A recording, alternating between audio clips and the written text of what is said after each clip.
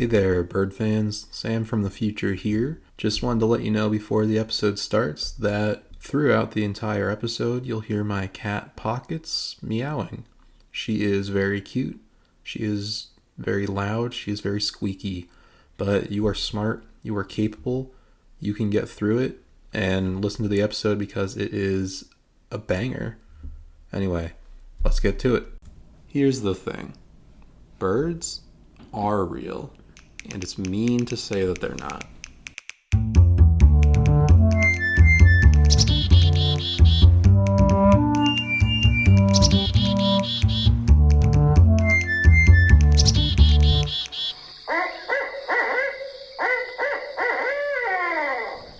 Welcome back. Season 2, Episode 2. That was my cat. We're all feeling good. I'm Sam. And I'm Keish. And this is a birding podcast. We talk about birds. If you're here expecting the cow podcast, you're in the wrong place. It's a bird podcast. We have a doozy of an episode planned today. Let me tell you what. Oh, yeah? Yeah, but I'm not going to tell you what it is till we get there. That's fine. I like a little bit of surprise, being kept in the dark a bit. All right. Well, shall we start as we normally start? Yeah, let's get into the field notes. Went birding a couple of times since we last recorded. Yeah, it's been tricky in the winter. This winter, it's been snowing a lot on the weekends always, or like one of us has been traveling, or I've gotten bones pulled out of my jaw, got my wisdom teeth out. So it's been tough to go out as much as we normally like to, but we saw a couple good birds. Yeah, and it's also just like motivationally hard to get out when it's like 15 degrees outside. Yeah. But once you're out there, it actually feels pretty good. It does. We discovered something pretty groundbreaking last time we went out. Did we? Which is that John Hines National Wildlife Refuge has a second entrance. And it's like right off the highway. It's a little pull-off. It's kind of bizarre, but it was great. I loved it. Yeah, it's groundbreaking in the sense that we haven't been there. We've always known about it. We just, haven't made our way over there. Just because the main area that we go in John Hines is great. Yeah. Every time. But yeah, I'm glad we went. Like, it was really cool. Me too. We were kind of having a bust of a day. We went to the main John Hines. The whole, pond was frozen over. Mm-hmm. We went to Hog Island. Hog Island on the Delaware overlooking the, I guess the airport, right? Yeah, basically. It's just, across from the airport on the Delaware River. Mm-hmm. Also kind of a bust. It's harder if you don't have one of those big long spotting scopes to really get much good birding in there. Yeah, we saw some pretty distant bald eagles. We did. Yeah, I mean, we saw some stuff, but not in the same capacity that we typically do. Mm-hmm. But then we decided, well, why don't we just go try this other half of John Hines? And it was great. We saw a lot of mergansers. Mm-hmm.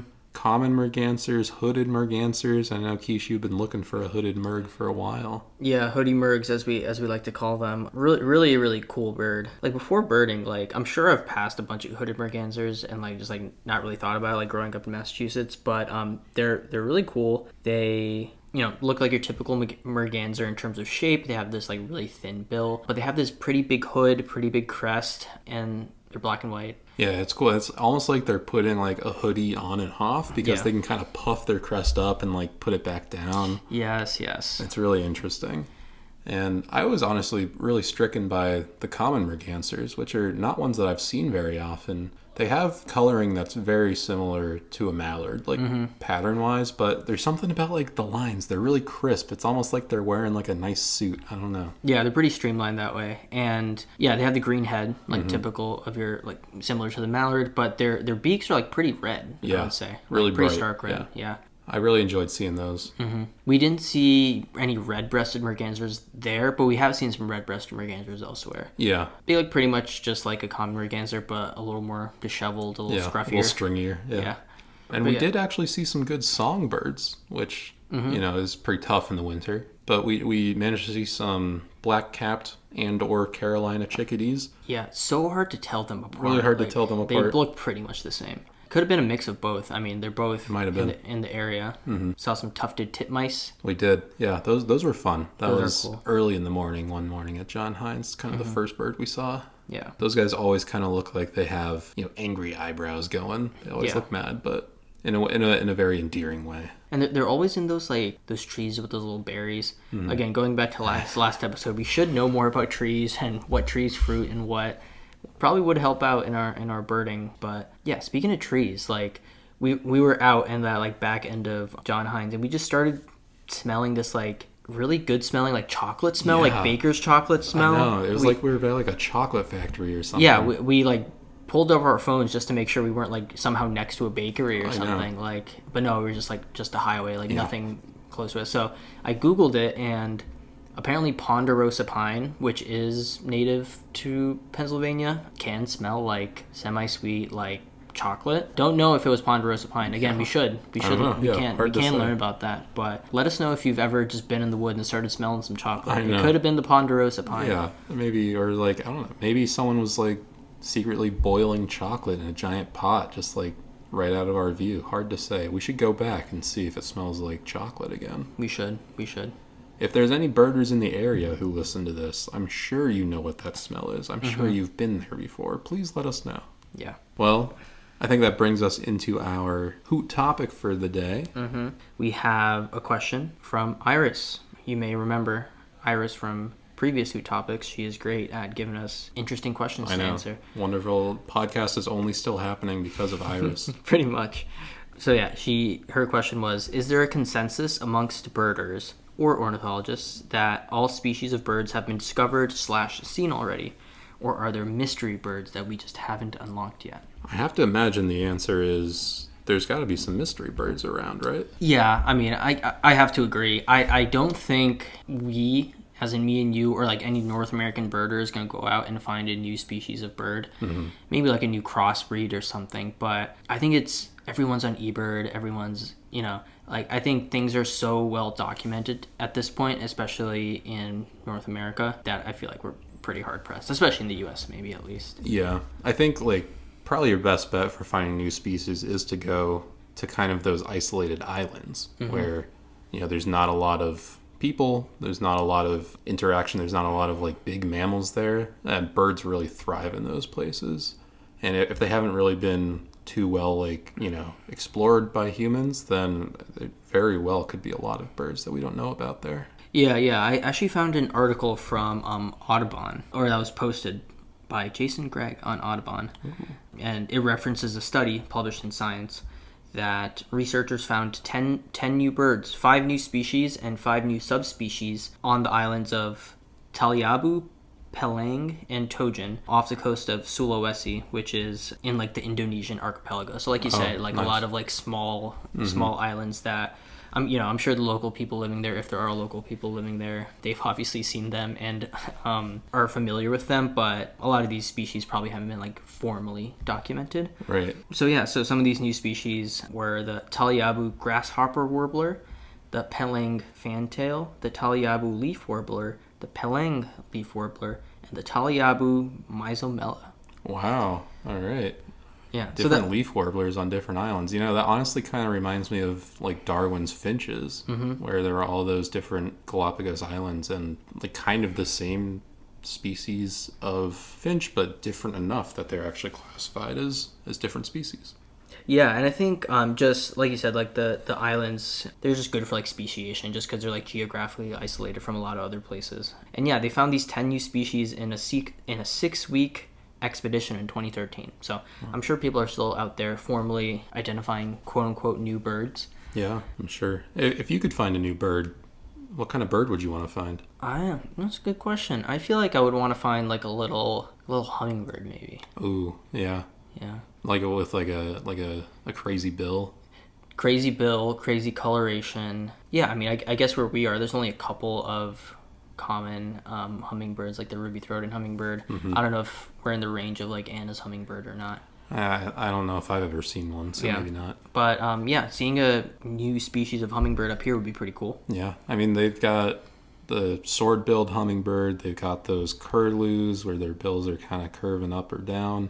I'd love to see one where it's just full spiral, like a curly straw, Yeah, I'm sure that's evolutionarily beneficial. So that way you can get around the thorns on a rose bush or something. Yeah, who knows?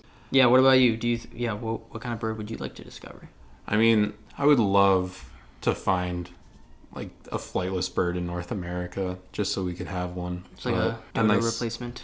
Yeah, even a bigger one. I would love to just have like a, cassowary, rhea, emu-esque bird, which we used to have a few around here. Obviously, that's huge. We're not going to just stumble upon one. Yeah, just one of John Hines pops up. We're the first ones to see it somehow. I think that would be great. I would also love just like another heron. I really like herons. I really like the big ones, like great blue herons and tricolored herons. I think those are great. I would love to just have a couple more around. Yeah, no, I'm in the same boat. Herons are super cool. I really want to see some of these like tiger herons that are found in Mexico, Central America, Northern South America. But yeah, the tiger herons look really cool. Ooh, wow, yeah. That's like, especially when they have their spotted plumage like that. I'm looking at a picture right now. Mm-hmm.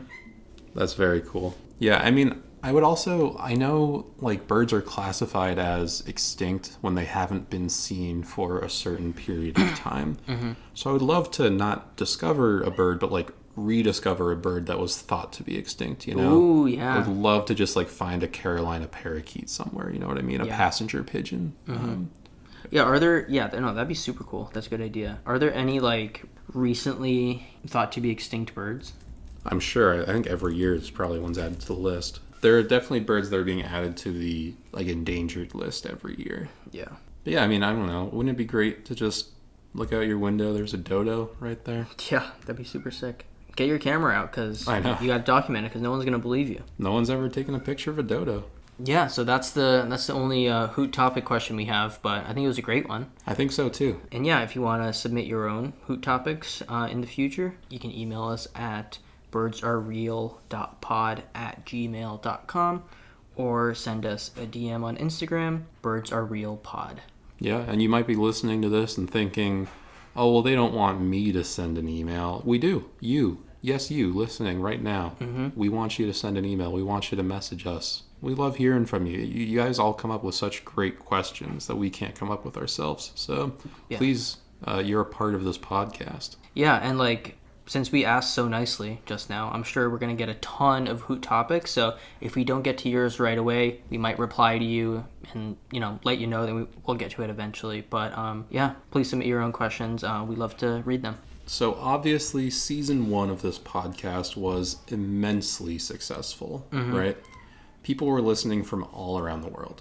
Some of my coworkers actually found the podcast completely organically, not because I begged them for like weeks to listen to it. Yeah, of course not. Like we wouldn't do that. Once they found out about the podcast, they asked me to start giving them a bird-related fun fact at the beginning of each day. We have like a morning meeting. At the end of that, I give a bird-related fun fact. Mm-hmm. So I do that. I've been doing that for a while. And so at first, I would just repeat things that I was saying on the podcast, right? But then season 1 ended. I ran out of material. And I needed to start doing some research, getting more info to give. I got a quota to fill. And so like I mentioned last season, I actually got a deck of bird trivia cards from Sibley. Mm-hmm. We did this last season, but it's pretty fun, so I want to do it again. Let's try a trivia card. Yeah, let's do it. You know me, always in the mood for some trivia. All right.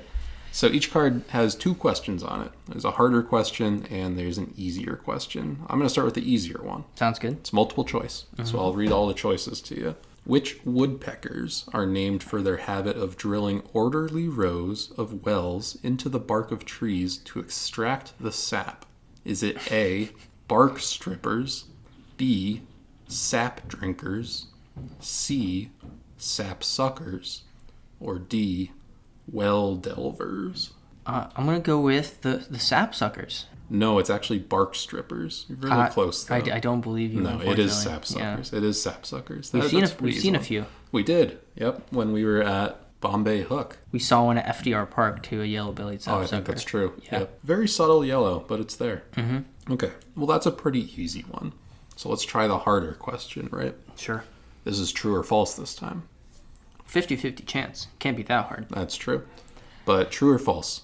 Turnstones are named for their habit of turning quickly and erratically as they forage on rocky beaches. Oh, that's the whole question. That's it. True or false? Turnstones. I've heard of a turnstone, the ruddy turnstone. Unfortunately, didn't get to see one in the summer or the fall. I think that's when they're most active. Mm-hmm. Wait, they're named after...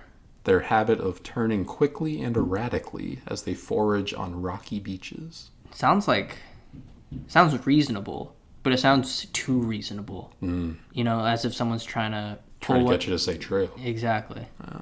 So go ahead, say false. Oh no. Turnstone. I'm thinking they may turn over the stone and not just turn around. So I'm gonna go false. You're right. It is false. They're named for their habit of flipping over small rocks and shells in search of prey. So good call there. Nice. Honestly, I didn't even know what turnstones were, right? But they're like sandpiper-esque guys. Yep. There are two types, ruddy turnstone and the black turnstone, but they're of the genus Arenaria. So not technically peeps quiche. Oh, so. No, not calidrus. Okay. Yeah, not calidrus. So my bad. Just, keep that under control. But anyway, so I pull these cards, and sometimes I'll just give a fun fact that I've learned from another book or something. So one day my fun fact is about grebes, right? And grebes, if you don't know, they're kind of like small duckish-like things. They're in the water. They're really good at controlling their buoyancy. So they can let in more air under their outside feathers and kind of hold it in, and that'll raise them up or sink them down. So, they can be sitting on top of the water like a normal duck, like you normally see, or they can decide to sink down so only their head is showing up and they're kind of like a crocodile, It's pretty cool. I really enjoyed that, right? Do you know why they would want to act like a crocodile? Yeah, well, I think it's so they can get closer to their food. Okay, that makes water. sense. Yep. Got it. And also so they can hide from potential predators. They're really small, grebes are. So it helps them kind of be out more in the open looking for food, and also avoid being food out in the open. Okay. So, I say this, my coworkers are generally pretty unaffected by my bird facts. Right? I think it's lost its novelty. People are just kind of think it's annoying now. I still do it, I love to do it. I don't know if people love me doing it. But, I don't know. Maybe I'm just thinking, that's like a normal feeling though, right? Everyone listening, you just kind of assume everyone you interact with on a regular basis doesn't like you, right? That's normal. I think I can relate. Unfortunately, I don't think we're normal. I think that's a bad, bad thing to just assume. Interesting. Yeah. No, I think I'm universally hated, but okay, fair. We can move on. We can move on. Sure. Every once in a while, though, one of my coworkers, they'll throw me a bone. They'll make a comment on the fun fact. They'll ask a question. I'm always grateful when one of them does that.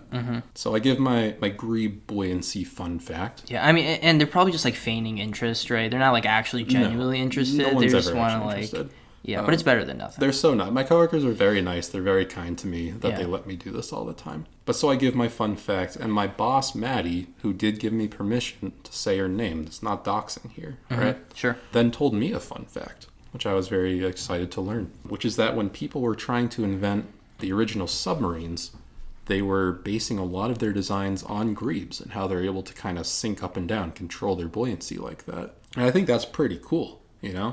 I'm from Groton, Connecticut, often referred to as the submarine capital of the world. Okay, they make a lot of submarines there.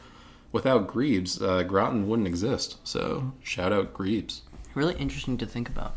I wonder what other machines or man-made vehicles of some sort are modeled after other animals. Wow, it's very interesting that you ponder that question. Oh, wow. Because I also pondered this question, and it led me down a pretty deep rabbit hole of human inventions that were based on animals. There's a term for this. Do you know what it is? Animacopycat. So close. Honestly, animacopycat. That's actually remarkably close. It's called biomimicry. Oh, yeah. Which is kind of the exact same thing. I think we could, biomimicry, kind of outdated. I think we can replace it with animacopycat. Animacopycat. Yeah, that's the slang name for it. Exactly. What the cool kids are saying. But it's really cool. But also, if you take a step back, it just kind of makes a lot of sense. A lot of them are pretty obvious, right? Swimsuits, competitive swimmers' swimsuits. They're so sleek, so friction resistant. That's based on shark skin. Because people saw sharks and how they're able to just kind of jet through the water. They have really smooth skin. I was thinking seal, but yeah, shark makes sense. I think too. same sort of thing, right? Got it. Yeah. Windmills, the modern windmill, the blades. This is crazy. The blades are based on the fin of a humpback whale, because apparently a humpback whale's fin even though it's like really kind of ridged and bumpy, is really good at reducing drag, like in the water. It's really efficient. So I didn't know windmills, fans, I guess is what you'd call them, or like propellers, were like not smooth. I mean, yeah, I don't know. There's certainly at least based on the shape of a whale fin. Okay, got it. And like the new design, it decreased drag by like 33%. So they're like way more efficient, way more, helpful. At least according to this article I read called 50 of the World's Best Biomimicry Examples on learnbiomimicry.com. Wow, a whole website dedicated to learning about biomimicry. I know, that seems pretty trustworthy to me. So there are countless examples, or, there's at least 50 examples, according to this article. But they involve everything from like spider webs to mold to pangolins, Yeah, pangolins. And obviously there are a bunch of bird examples. Yeah, what animal or bird do you think a helicopter is is based off of? I mean, I think there actually is kind of a train of thought that leads you from bird to helicopter. Oh, okay. I was just making a joke. No, I think it's good. We'll start a little simpler, okay, right? Cool. Like what's maybe the most obvious thing that we have that's probably based on a bird? Like an airplane. Airplane. Yep. Yeah. So that is probably the most straightforward one. Humans wanted to fly, so they looked up to the sky and saw the only thing that can fly, except for they ignored the bugs and they ignored the bats. Anyway, they looked at birds, and even as early as Da Vinci with his sketches of flying machines, to the Wright brothers, to modern airplanes, they all take inspiration from birds. Obviously, this is true. You look at a silhouette of a plane and it looks like a bird. I mean, what's the same? It's a bird, it's a plane, it's Superman, but you go from bird to plane, right? Because they look so similar. And they have wings, they have a tail, but even when you get into the more minute details, you can see big inspiration from birds. You know how some airplanes have the tip of their wings is kind of angled up? Does that remind you of a certain scavenger, a certain aerial scavenger? Perhaps a turkey. Vulture.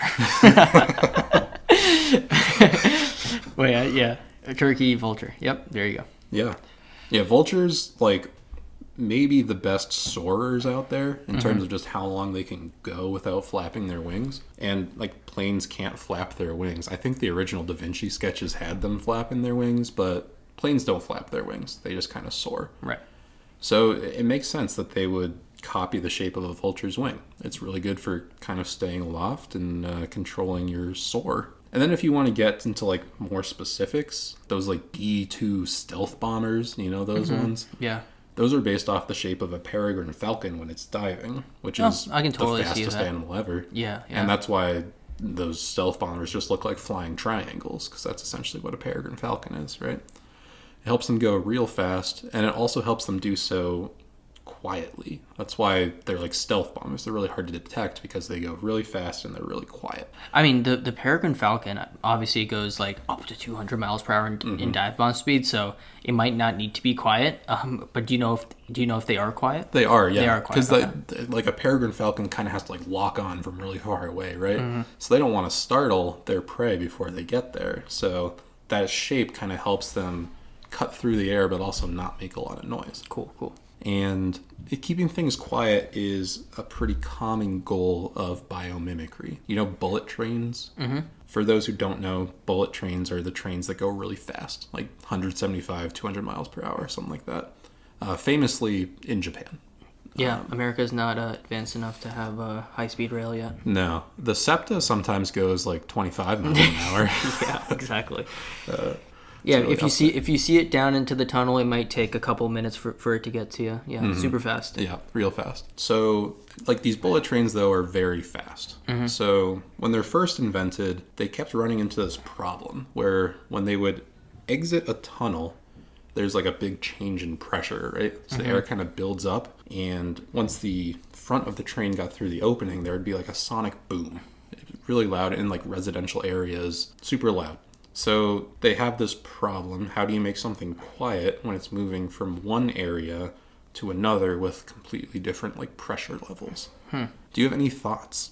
I will give you a hint here that it has to do with a bird. Nice. Yeah. Yeah, I actually did know that this was like an early problem with the bullet trains, that, you know, they kind of create a sonic boom and it's just like not pleasant to be around. Yeah. So, but no, I don't really know how they fixed it. It has to do with a bird. Does it have to do with like aerodynamics at all? Kind of, yeah, it does. A lot of shape. So luckily, one of the lead designers for these trains was a birder. Very cool. He got this idea one day from watching a kingfisher diving into and out of the water.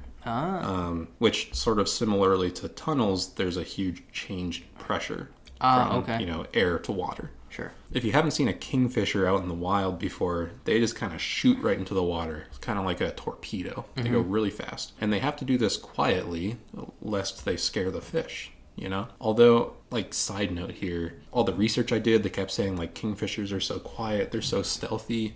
I don't know about you, but those are like the noisiest birds maybe we hear other than Canada geese when we go out birding. Yeah, 100%. I mean, like you were talking about the flight. I'm sure their flight is very like aerodynamic and stealthy, but yeah, you cannot mistake a belted kingfisher call. Going back to our field notes here, when we were at the other end of John Hines, we were looking at some chickadees, we were looking at some ducks, and then both of us heard the belted kingfisher call and like darted immediately to it. Like, it's like just like ingrained in our brains now, that call. No, we were just like having like a conversation, like, and then we just both completely stopped. Oh, that's what it was. Turned and we're like, oh, belted kingfisher. It's this very distinct clicking sound that early on in our birding career we didn't know what it was, and we like looked it up and we're like, oh my god, of course it's a belted kingfisher. Yes. We've not forgotten it since. No, definitely not. But yeah, so like Sam said, you'll know a belted kingfisher's around even way before you see it. Yeah, it's like every time they're flying, they're making this clicking sound, and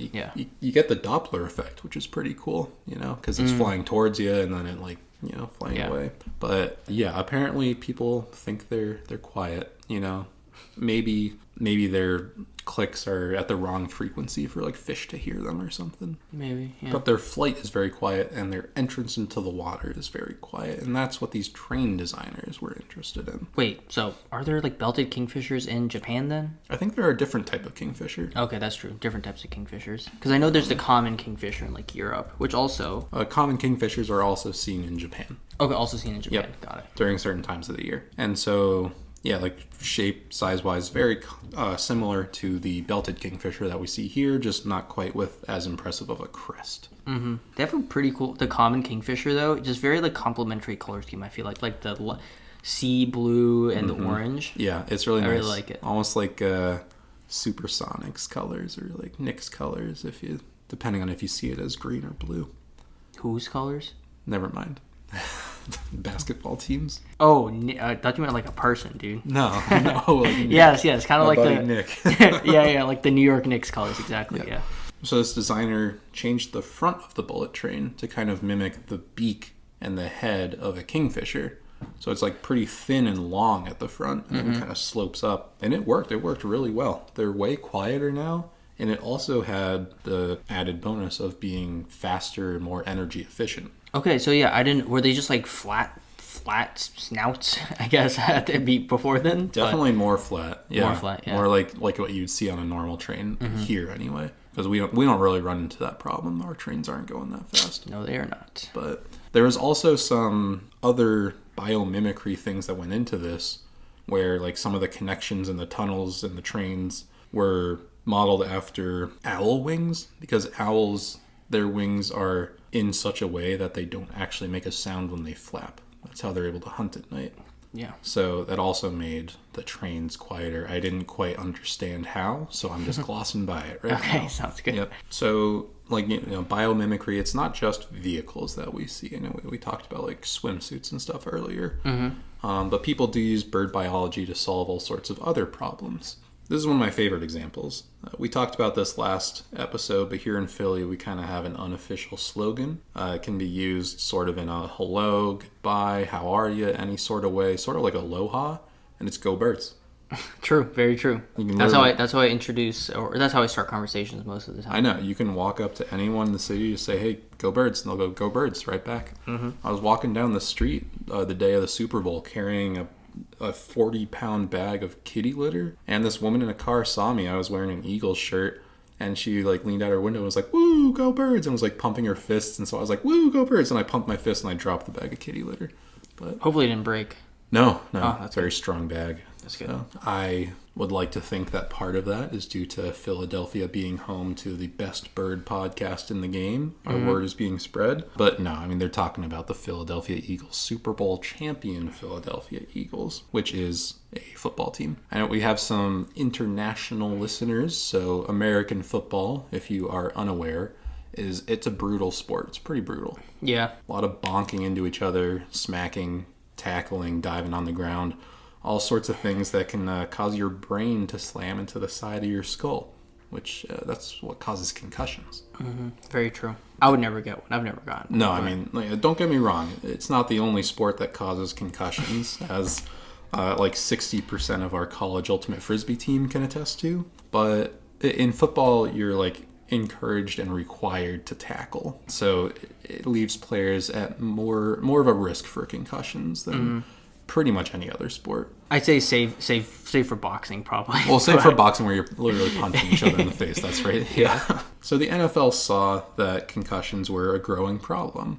Or, I mean, actually, they knew that it was a growing problem for a really long time and suppressed that information from the public and pretended like nothing was wrong. But that's a story for another day. Yep. They had to come up with a solution, though. So they thought, who do we know who constantly smacks their head into hard surfaces and doesn't seem to have any issues? I think your common everyday woodpecker smacks his head a lot every day. How much do you think they smack their head every day? Maybe like 2,000. So a woodpecker can peck 20 times per second, which is faster than a lot of digital cameras can take pictures. And a typical woodpecker will peck around 10 to 12,000 times per day. Just about 10,000 off. Yeah. And then they'll just get up the next day, do it again. And each peck that they do is like 10 times as much force as is required to give a human a concussion. Wow. So they're smacking the wood. Mm-hmm. And they can do this without injuring their brain because they've got a really hard beak, which absorbs a lot of the impact. It's kind of elastic, this beak. But also, they have this part in the front of their skull that is like a soft and spongy material. It's not quite like bony like the rest of their skull. Mm-hmm. And it absorbs a lot of the impact. Nice. Right? So there's kind of a hard outer shell and then a soft cushion on the inside before it gets to the brain. Is there anything related to their tongues as a part of this cushion? Because I know they have some crazy tongues. Yeah, so the NFL hasn't quite figured this out yet, how to incorporate the tongues, but woodpeckers have these tongues. They're long, so like when they shoot out, like, they'll drill a hole in the wood, maybe there's some ants or something in there they need to get, and so their tongues will shoot out kind of like a piston and grab, ant, whatever, food seeds. And then when it comes back in, it wraps around the skull. Right, so yeah. It actually, that's another layer of protection there. It's kind of like an extra cushion in front of the cushion. So, yeah, if you play football, just consider tongue enlargement surgery. Get it wrapped around your skull. It might help. It might help a lot. I don't know. But yeah, the researchers saw this. They decided to implement it into football helmets, which are really hard on the outside. But then they have, this is true for bike helmets too, but they have kind of a softer, spongier inside layer that can absorb a lot of that impact. And they came up with that from woodpeckers. Mm-hmm. Wow, that's very cool. Yeah, because I think, originally you get a helmet, you think, we'll just get like a hard piece of plastic and throw it on someone's head. That's going to protect them. But that's not enough. That'll still ring your bell, That little shock absorbent material is really kind of crucial. Nice. Yeah, so beyond being fun to talk about, I think biomimicry is just like a really cool way to kind of like see the world and like interact with your surroundings, right? Like you go and observe the natural world around you, and instead of being like, I'm so much better than all of these, little animals that, they don't know how to put clothes on or whatever, you think like, wow, they have these really unique ways of solving problems that we face, right? Yeah, and then you incorporate that. Problems that they've had for millions of years and have evolved to, overcome them. Yeah. And I think that's like one of the great things about humans is that we can do that. Is like we can like kind of observe the way other species are doing things and like intentionally incorporate that into our lives. And that's kind of beautiful to me. I don't know. Keish and I have been making a concerted effort to pay attention to bird behaviors when we're out and about. Mm-hmm. And it's not in like a biomimicry way, like we're not inventing like a plane or anything, right? Yeah. But I feel like it makes it kind of more rewarding, right? Like a little more, you're more connected with what you're seeing. Yeah. No, I agree with that. And I think we are adopting some biomimicry things, like where we did the woodcock dance. Yeah, that's true. There you go. I'm diving like a... No, I'm not. Yeah, diving like a kingfisher. Yeah, exactly. No, I mean, and like, you know, nothing we've seen is groundbreaking. It's nothing no other birder has noticed before, but it's still, I feel like it's really interesting to see kind of these different behaviors. Like we see those green teals that kind of do like the surface skimming. Surface skimming, where they put their beaks on the surface of the water and kind of sweep them back and forth, and that's how they like find food. Like, I don't know, if I'm an inventor, maybe I get something that floats on the surface of the water, skims back and forth, and picks up litter or something. I don't know. Probably already exists. Yeah, and I'm sure there's so much more we can learn from, like, not just birds, but like anything, and incorporating that into like uses for humans. Like, I think like bug, like exoskeletons, people are like really into, because bugs are able to carry or move so much, like weights that are much larger than their own body weight via their exoskeleton. Oh, how about this? You know how ospreys, probably some other birds as well, poop right before they fly off? Mm-hmm. Yeah, you think that can be incorporated into anything in our daily lives? Yeah, I mean, any professional runners in the house, do you do the same thing? I don't know. It seems like it might be worthwhile. Honestly, that's fair. This is true. As a prolific cross-country runner in high school, you got pretty good at using the bathroom right before a race, because do I want this on the air? I don't know. Yeah, so without even knowing it, I was biomimicking an osprey. Yeah, all those years.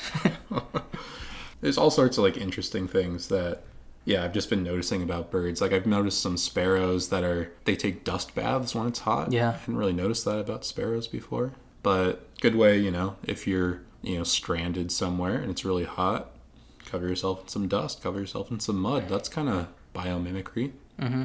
I think chinchillas also do dust baths. I think pigs do it. Pigs are famous for doing it. There's just all sorts of cool examples. So as you all, who are now also prolific birders in your own right, as you go about and see some bird behaviors, let us know about them. Even if you think they're obvious behaviors, like let us know what you're seeing. Let us know what you think. I learned today that parrots are the only birds that use their feet like hands and hold food in them. That's pretty cool. And that's probably obvious to people who spend a lot of time around parrots. But let us know. And let us know if you have any invention ideas that come from it. Since you got that idea to come up with ideas from listening to the podcast, you do have to give us all the money you make from it. We deserve most of the credit because we inspired you to get inspired and make that idea. Yeah, that's a verbal trademark right there. So, no take-backsies, but... Exactly. Do let us know. Even if you don't think of an invention idea, if you see a bird doing something interesting or cool and you notice it, let us know. We'd love to hear that stuff. Cool. I mean, I think also like one thing that isn't necessarily an invention, but people are doing a little more recently is, how like American kestrels can kind of hover in the air and keep their head perfectly still. I was just thinking that. Like filmmakers like are kind of doing that, where they'll like motion track just like someone's head, and it's kind of a cool effect. Mm-hmm. Yeah, that was a cool main topic. I like how we related it to like just your everyday life scenarios, and like I think the plane example is pretty obvious, but I definitely didn't know about the bullet train stuff, the submarine. No, I think that's really cool, and something I'll definitely be looking out for when I'm not even birding, just like in general. Like, I wonder how this came to be. Like this invention, maybe some biomimicry was involved. Yeah, I mean, there's been city planning done that was based off of mold, so just... That's also really cool. Yeah. Like the mold finding the most efficient path to its food source. Mm-hmm. People are smart, man. Yep, people are real smart. So I think with that, all we have left to do is our closing caw. Closing caw. I'm down 0-1. Just where you want to be, honestly. Got you right where I want you. I think I answered first last time, so I'll give you the call first this time. Okay, sounds good.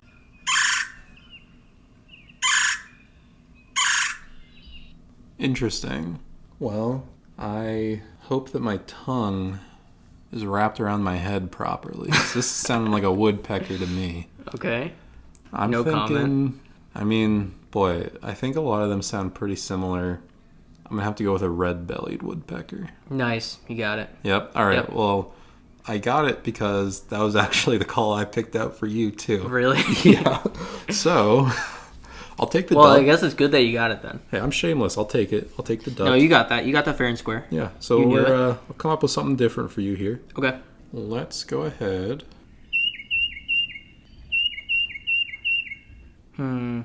Sounds small. Sounds songy. But I'm kind of leaning towards Carolina chickadee.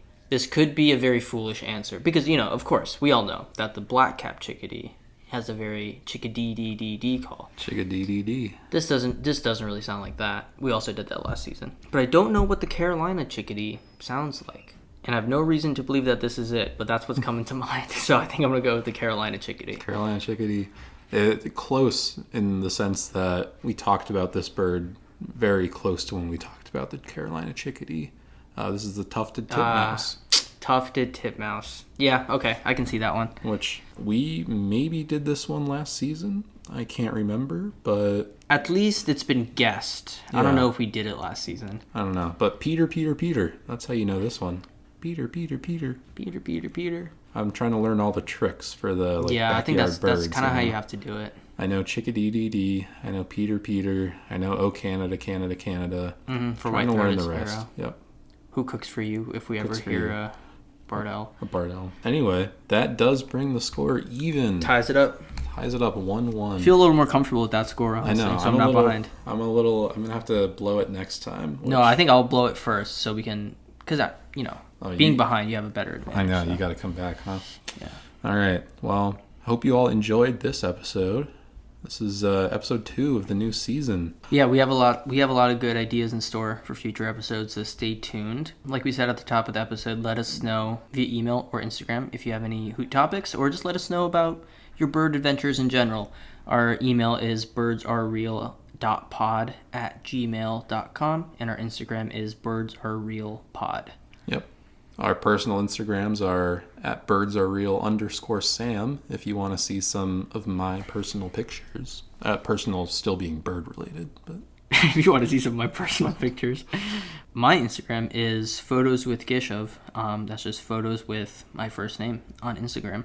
I should post more than I'm recently posting, but I think you're in a good spot because you got a good amount of likes. I get like 4 likes a picture these days. So what are you gonna do? what are you gonna do? We gotta game the algorithm somehow, man. I know. We gotta get noticed by Nat Geo, True. by Nikon. Well, until then, roll the tune. We out.